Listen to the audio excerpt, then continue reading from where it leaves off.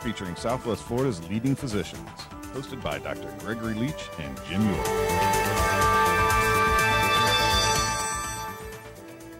Good evening and welcome to Dialogue with the Doctor. I'm Dr. Greg Leach and I'm here this evening with, of course, my co-host Jim York. We're talking to Joanna Chon. She's a practicing urologist with Naples Urological Associates, correct?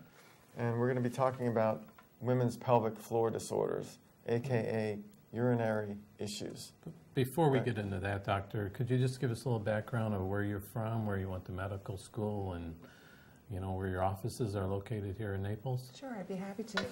I just recently moved down here from Philadelphia in June, so I just started practicing here in June. I was previously in private practice in the suburbs of Philadelphia, but I started out my career at Jefferson University as an assistant professor in urology, and then I went to private practice. But my specialty is voiding dysfunction for both men and women, and that's my fellowship. I did a fellowship training in it, and I specialize in female incontinence and pelvic floor reconstruction, male dysfunctional voiding issues. So I'm really excited to be here in Naples and see patients because there's a lot of patients who need services that really haven't sought attention for their incontinence issues or pelvic floor prolapse because they really are, it's an embarrassing topic. And Doctor, were you voted something special in Philadelphia? Oh, I read. Yes, I was really very fortunate to be voted in the top docs by the Philadelphia Magazine the last 2 years in 2011 and 2012, and voted by my peers in that, and particularly for the work that I do in pelvic floor reconstruction and urinary incontinence. Congratulations. Thank you very much. And your office is located here? My office is located in Bonita Springs, in the southern part of Bonita Springs, just above Immokalee Road. And I also see patients in the Colonial Square office as well. Good. Well, top doctor, you're going to talk about the bottom. Yes. My favorite topic. So today, I really want to bring more awareness to urinary incontinence because I think when people think about urinary incontinence, it's really a topic that brings sometimes a chuckle. It's an embarrassing topic. If people leave, you're kind of embarrassed by it, or they feel like they're being made fun of if they're having some incontinence issue. But it really is a very serious issue. Because not only does it cause incontinence for the patient, but it can actually result in medical complications, such as serious bladder infections or urosepsis, where the infection can produce a serious whole body infection. And because people have urgency to go and they wake up in the middle of the night and they're rushing to the bathroom, they can often trip and fall, and that can result in hip fractures. So the consequences of urinary incontinence can be actually quite significant.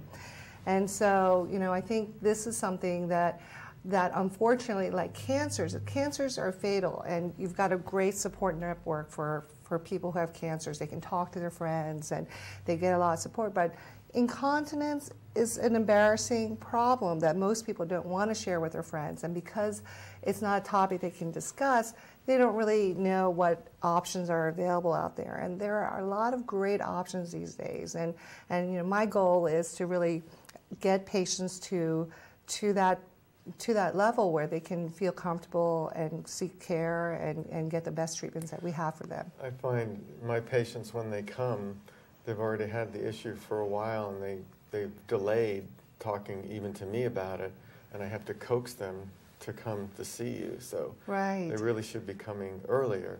Absolutely, and I totally agree with that. And actually, for someone like you, Greg, who you see everything. So when you see your patients, you're talking about things that you want to do to save their lives. You've got to take care of the hypertension, your diabetes, their heart problems, and urinary incontinence comes really low on the list. And so by the time they ask you, it's probably, they've been kind of trying to broach that topic, but now they're finally able to. So it's kind of significant. But you know, it's hard for, I think, primary care doctors to really focus on that when you have so many other issues. Sometimes they think it's something that they have to live with, but they don't. No, absolutely not. We have the treatment for urinary incontinence have come such a long way. Even during my training, you know, when I first started training, there was really only one medicine that was available for people with overactive bladder. But now there's 8, another new medicine has come out. So it's really an exciting time for our field. Who gets it? Well, in terms of incontinence, I think people have to understand there are two different types of incontinence. So it's a matter of identifying what kind of incontinence a patient has. The 2 major types of incontinence are stress incontinence and urge incontinence. And stress incontinence is leakage when a woman coughs or sneezes or laughs really hard. And that's because the sphincter to the bladder is really weak. It can't hold back against that increased pressure. And that happens often as women get older, they've had children, so the support to the tissues diminishes.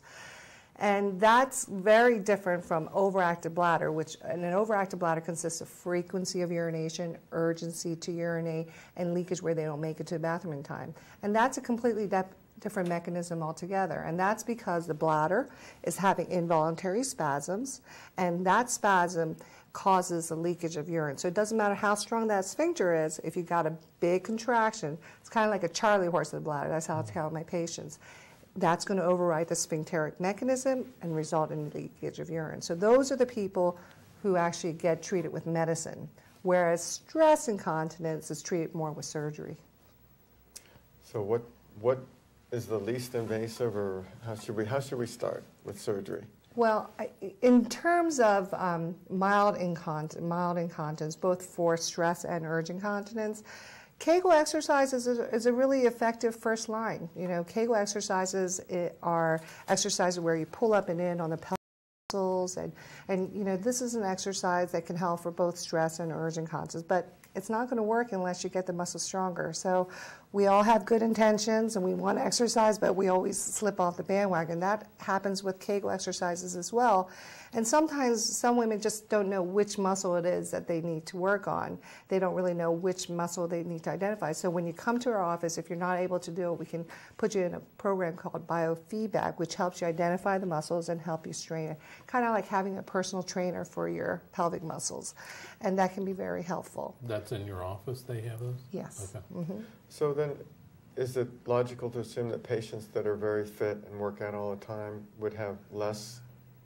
Not necessarily. That's a great question, because actually elite athletes can have significant stress incontinence.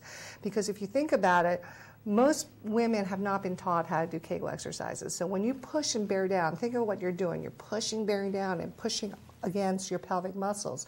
So you really need to learn how to do Kegel exercise where you pull up and in against that outward pressure that you're exerting. So sometimes if you exercise too much, or if you're a real power lifter and you haven't learned to protect those pelvic muscles, you can actually blow out those muscles over time. Okay. About women that have childbearing women, they have it or what causes it? Yeah. I guess. Sure. So stress incontinence or relaxation of the pelvic floor happens with anything that causes chronic pressures in the pelvic area. So certainly having more than 4 children increases your risk for incontinence. Having very big children, a difficult delivery can stretch the muscles. Also, if you're a chronic cougher because you have asthma or you're a smoker, that constantly puts pressures in that area. If you have major constipation and you're always pushing and pushing to have bowel movements, that puts chronic pressures. So whatever you can do to alleviate those chronic pressures, the more helpful it is. And is it different between men and women, or you know, I mean, I know you specialize more in women, right? But absolutely. You know, when it comes to voiding dysfunction, you know, men are from Mars and women are from Venus, and very different. And it's also that way for urinary issues, men and women. Women have more problems with storage, leakage of urine, where they can't keep it in, whereas men have more problems with emptying. So they're having problems with decreased urinary flow, they have frequency and urgency because the prostate acts like a clog to their urinary tract so that it reduces their flow, and that in turn causes the frequency, urgency, and eventually they can have incontinence because of it. But the starting point was an obstructive process. How about age would be a symptom, or how about weight? Sure. You know, age, weight, and race, or or is it primarily more prevalent in other race groups than others? There's no racial predilection for incontinence, but certainly age has a factor. As you get older, certainly things change, and greater than 50 years of age, a lot of things start changing with your bladder. That's right. Yeah. Women are 2 times more likely to have incontinence than men. Okay. And I mean, and because of the childbearing, I think that's really probably the most significant factor. So then, therefore, as far as incontinence goes, you're treating mostly women compared to men. Yes, absolutely. Yeah, absolutely. So when you look at the incontinence, and we talked about the 2 different types of incontinence, and because there are 2 different types of incontinence, the treatment for the 2 are completely different. So urge incontinence, that overactive bladder, the frequency, urgency, the leakage of urine where you don't make it to the bathroom in time. It's funny how different things will set people off. Some people will actually not even have that urge to go. They'll just leak without any warning and in the absence of activity. And that's all part of overactive bladder. That's because of the involuntary spasm. And what we do for that initially is do the Kegel exercises, recommend a diet where they restrict certain things that we know are irritating to the bladder. They avoid caffeinated beverages, acidic foods, carbonated beverages. Those are all things that can really impact the bladder. I put them on a time voiding regimen because going to the bathroom too often is just as bad as not going to the bathroom enough. Because if they start going to the bathroom too often to beat that leakage episodes, they start shortchanging their bladder capacity. Over time, the bladder capacity shrinks, and they really can't tolerate a normal bladder volume. So I tell patients they need to lengthen the time between voids, but then it's hard when they're having accidents in between. So that, when we start them on medicine can help them get to that point. And then what the medicines do, there's a class of medicines called anticholinergics, and what the medicines do, it helps relax the bladder so the bladder is not so spastic. And what's been really surprising is that there's about 8 medicines in this family of medicines that we've used traditionally, is that even though one medicine may not help, if you keep on going down the list of those medicines, sometimes you will find a medicine that will eventually help them. And then when the medicines no longer work, then you have to go to the more aggressive therapies. And there are some really interesting therapies that's come out. We use a product called InterStim. It's a sacral neuromodulation system where it's like a pacemaker for the bladder. And what we do is we surgically implant it, and by stimulating the nerves through the bladder, people have amazing control of their urge incontinence.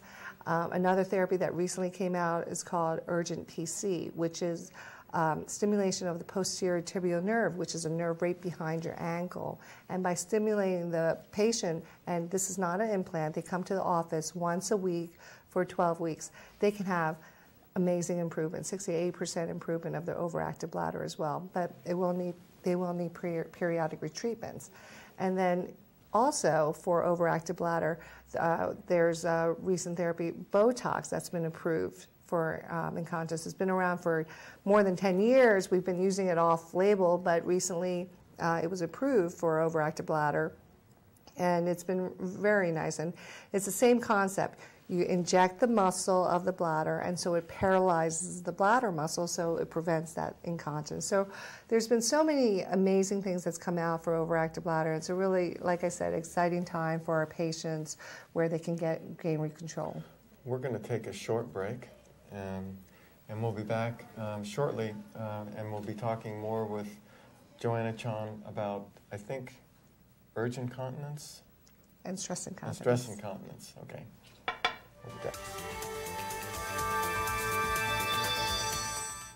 I had been a practicing orthopedic surgeon for a number of years, and I invincible to the multitude of medical problems I saw around me every day. Was quite shocked when I received a phone call telling me that I had cancer of the prostate. Dr. David Spellberg of Naples Urology Associates is the local specialist in treating prostate cancer with the new CyberKnife radiation treatment. Once I got myself together was to do as much research as I could, and what I was looking for was a treatment that would give me the least risk of complications and side effects. And that's where the CyberKnife came into the picture. Advanced CyberKnife technology, precise. It sends just the right dose of radiation to the cancerous areas. Fast. Each treatment is only 1 hour, non-invasive. This outpatient procedure has almost no side effects. The day after my treatment, I was out playing golf, and I'm looking forward now to continuing to enjoy a long and happy and comfortable life thanks to the care of my team of doctors and to the CyberKnife procedure. Learn more about CyberKnife and Dr. Spellberg. Call today.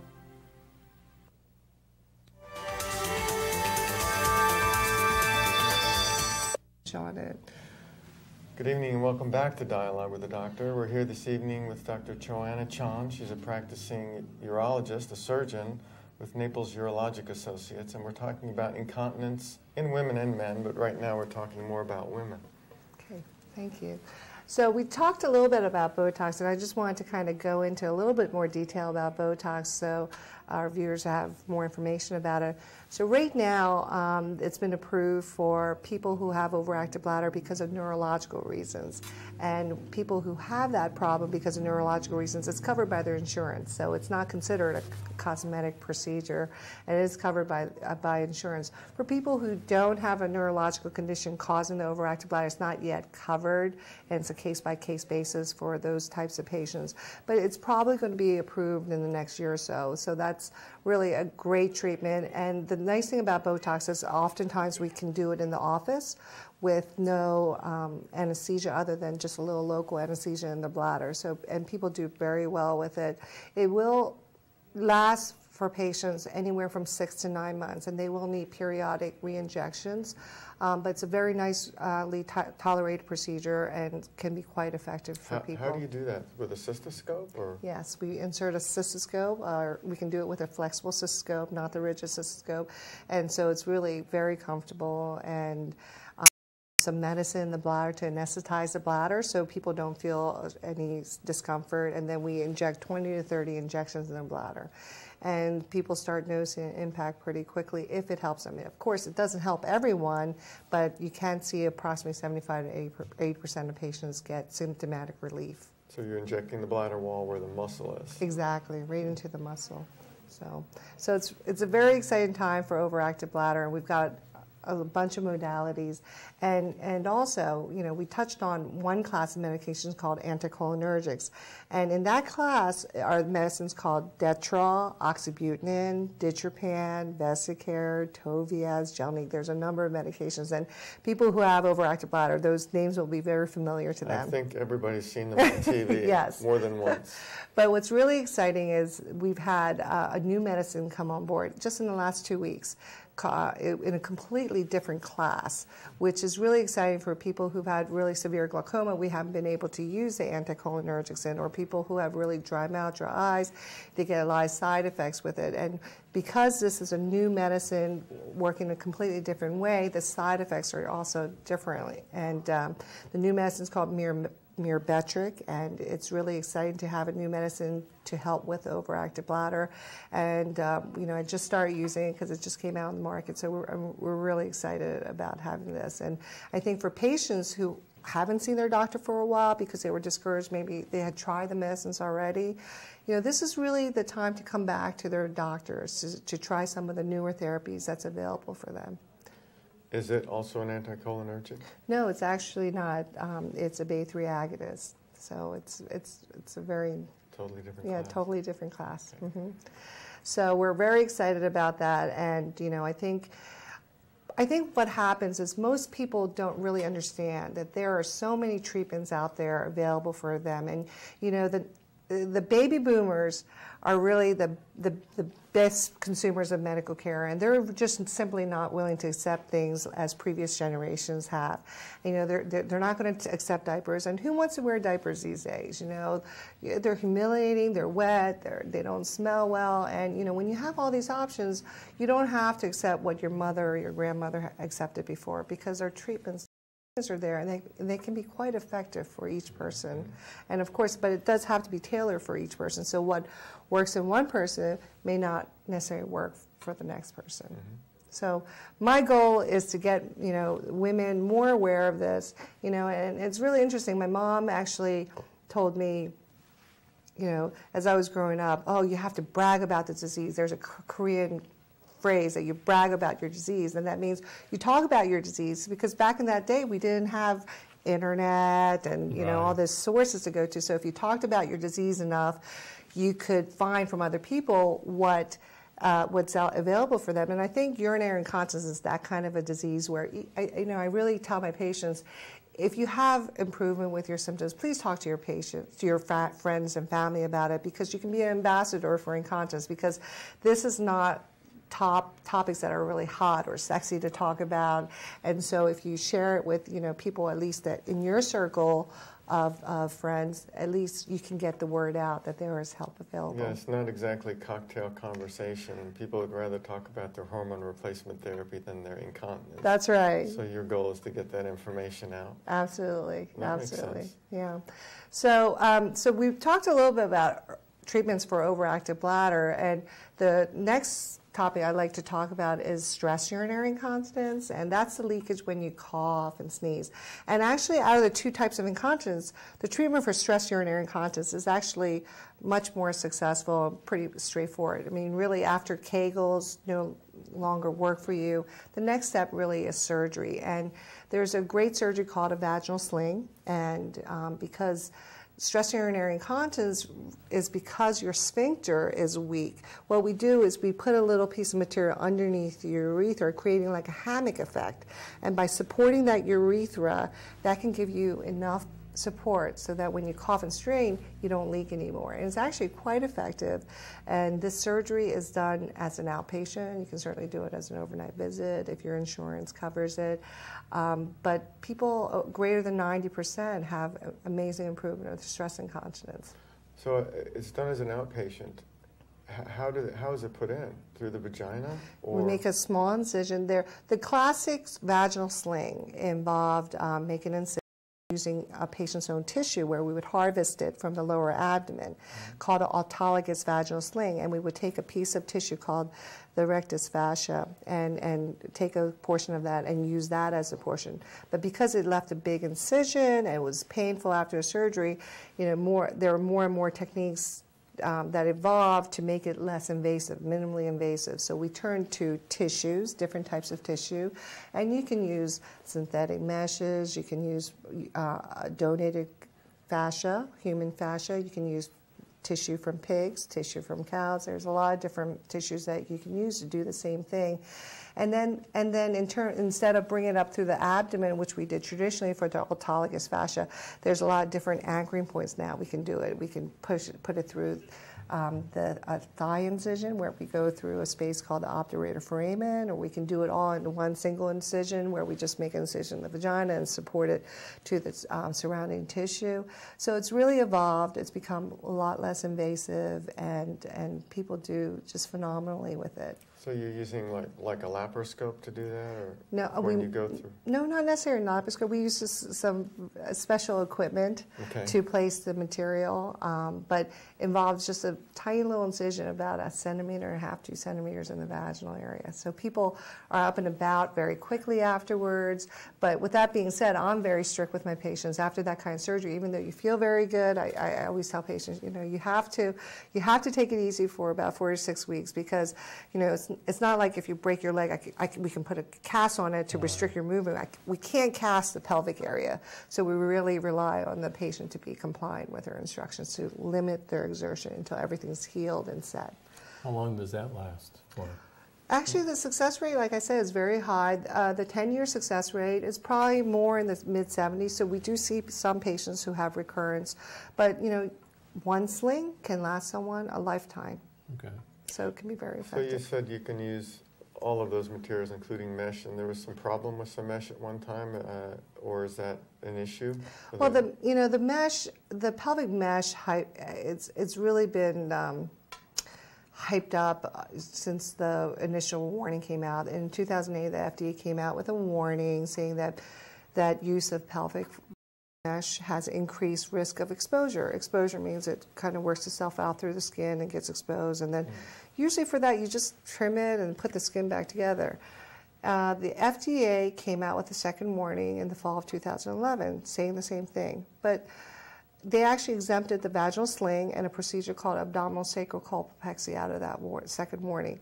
There were no products that were recalled. You know, the FDA just asked the manufacturers to do some more studies, but you know, unlike some of the misinformation that's being passed out, it's really just kind of overblown. So, as long as the patient understands the benefits and the risks, right, of what's happening, it's not an issue. Right, exactly. I mean, regardless of what material you use, even if you use no material, any surgery has its risks and benefits. So, you know, it's something that, you know, I think you have to have the conversation with each patient about.